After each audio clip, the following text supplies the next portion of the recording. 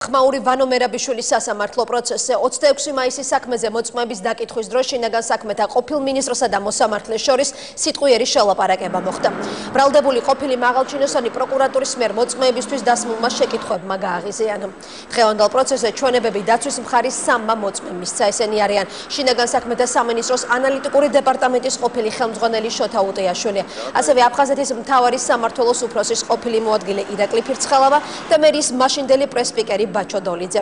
დღესვე 26 მაისის საქმეზე ასევე დაიკითხება ძალოვანი უწყების ადმინისტრაციის ყოფილი უფროსი შოთა ხიზანიშვილი. თამარ გოგესაშვილი გვერდება ახლა საქალაქო სასამართლოდან პირდაპირ ეთერში. თამარ, რა ხდებოდა დღევანდელ პროცესზე და დაიწყო თუ არა უკვე დოლიძის და ხიზანიშვილის დაკითხვის პროცესი? ხიზანიშვილის დაკითხვის პროცესი ამ დრომდე არ დაწყებულა. ამ წუთებში სასამართლოზე შესვენებაა გამოცხადებული. მანამდე კი ვანო მერაბიშვილის უკმაყოფილება გამოიწვია პროკურორების მიერ შოთა უტეაშვილისთვის დასმულმა შეკითხვებმა.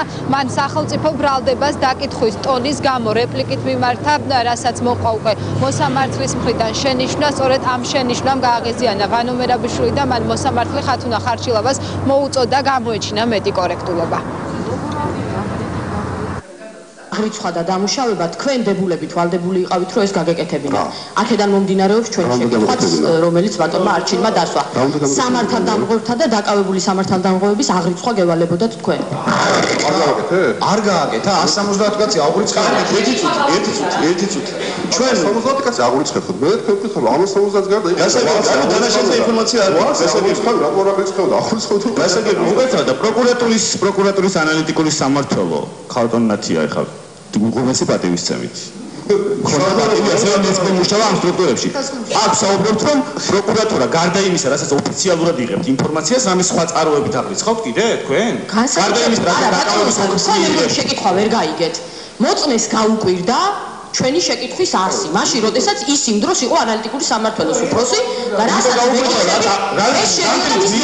ისოლატორში იმდენი აღრიცხეო, ხო? რამდენიც რაც იყო ინფორმაცია, იმდენი აღრიცხა. მეც როგორ აღრიცხავდა, რაც ინფორმაცია არ მიიღო.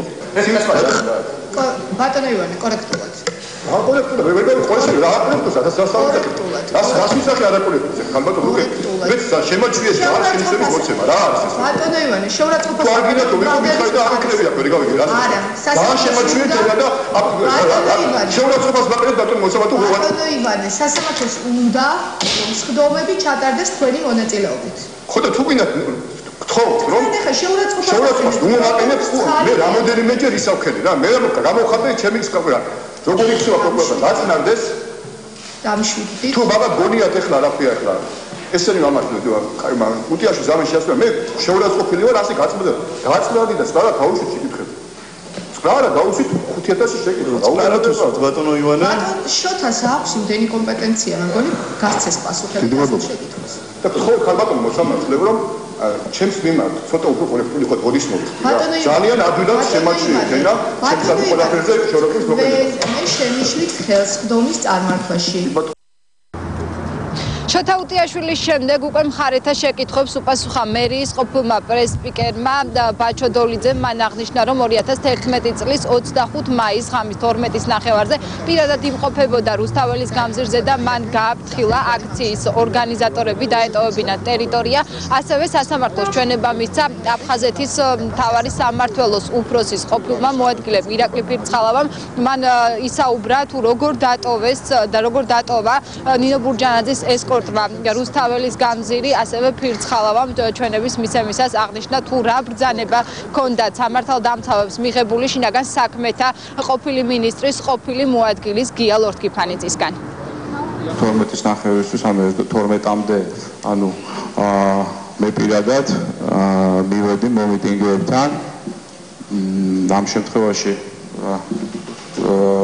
მოვახერხე ის, რომ მისულიყავი უშუალოდ ორგანიზატორებთან და პირადად ჰქონდა საუბარი თვითონ ორგანიზატორებთან, სადაც ეს პოზიცია კიდევ ერთხელ განუმარტე, რომ იმ წერილად გამომდინარე, რომელიც თვითონ ჰქონდა შემოტანილი, ვადა ეწურებოდა და შევთავაზე ნებისმიერი ადგილი, სადაც შეეძლოთ უკვე თავიანთი ასე ვთქვათ ხალხდაჭერების გადაყვანა. პირადად ჰქონდა საუბარი ქალბატონ ნინო ბურჯანაძესთან, ქალბატონ ნონა გაფრინდაშვილთან და ირაკლი ბათიაშვილი. როდესაც შევთავაზებ რამდენიმე ვარიანტი, სადაც შეეძლოთ არავითარი შეთანხმება არ ჭირდებოდა, სადაც შეეძლოთ გადანაცვლება, ცოტა ხანი შეყოვდნენ, მაგრამ შემდგომში თუ არ ვცდები ხალბატონო მიმობძანა რომ რა მოხდა ეხლა ჩატარდეს აღლომი და ჩვენ საქმე ხა ამდენ სერიოზულად ითქვა ეხლა გარვიც, მაგრამ მას შემდეგ უკვე დაიწყეს პოლიტიკური განცხადების გაკეთება, ანუ ხალხს მიმართეს და მე უკვე წამოვედი. უცებ აი ამ ორი მანქანის უკან ეს კუთხე სადაც დგას ეს ხალხი და მე ეგდავა. აი აქედან გამოვიდა ეს მანქანა უკნიდან. მე აიღო და მოგვაწვა და მე წავიდა და გადავხარა დაახლოებით 1.15-20 კაცი ეს აი კოლონის კუთხე. პირდაპირ გადავყარა 7-8 მეტრი, 10 მეტრი ხალხი გადაიყარა. ამ ტარანის გასვლის მერე უკვე ძირს ვეგდე, როდესაც ამ მანქანებმა დაიწყეს გადმოსვლა და პირდაპირ წამოვიდნენ და პირდაპირ დაყრდნ პოლიციელებზე, გადაიარეს და წავიდნენ. მეც იქ ვიყავ, მე ნამდვილად ვერ გეტყვით, რანაირად გადავრჩი. ზუსტი ფორმულირება იყო, როგორც მახსოვს, შეიძლება სიტყვით ვერ გადმოგცეთ, მაგრამ უნდა მომხდარიყო იმ მომიტინგეების დაკავება, რომელიც წინააღმდეგობას გაუწევდნენ რობოკოპებს, შესაძლოა ეს რობოკოპი ამას ვერ დაეწეოდა, ვერ დარბიან ისინი, ეს მძიმეა ეს აღჭურვილობა და იქნებოდნენ შეიარაღებული სხვადასხვა ხელკეტები და მოახდენდნენ თავდასხმას ან პოლიციელებზე, ან მაღაზიებზე და ასე შემდეგ. ამ წუთებში სხდომაზე შესვენებაა გამოცხადებული დღევანდელ პროცესზე დაცვის მხარის კიდევ ერთი მოწმე, შინაგან საქმეთა სამინისტროს ადმინისტრაციის ყოფილი უფროსი შოთა ხიზანიშვილი დაიკითხება 26 მაისის საქმის სასამართლო განხილვა კი 28 თებერვლამდე უნდა დასრულდეს. გმადლობთ თამარ გოგესაშვილი საუბრობდა საქალაქო სასამართლოდან, სადაც 26 მაისის საქმეზე მოწმეებს კითხავენ.